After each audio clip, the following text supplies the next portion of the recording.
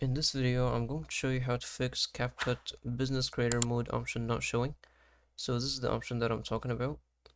So as you can see, there's the Business Creator Mode option.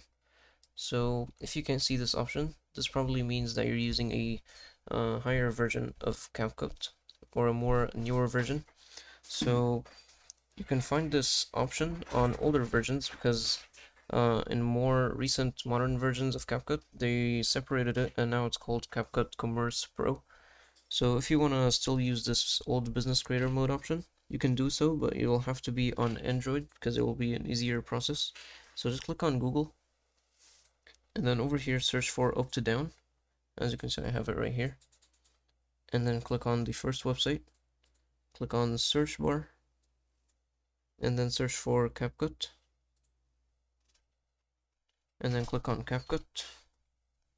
Scroll down, and then over here you'll be able to download older versions. This is what this website allows you to do, is download older versions of apps.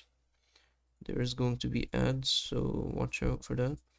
So you just have to keep on clicking see more until you reach that version, and it's approximately around version 14.6 where you'll find this business creator mode. So just go there and then click on anyone and then scroll down until you see the download button.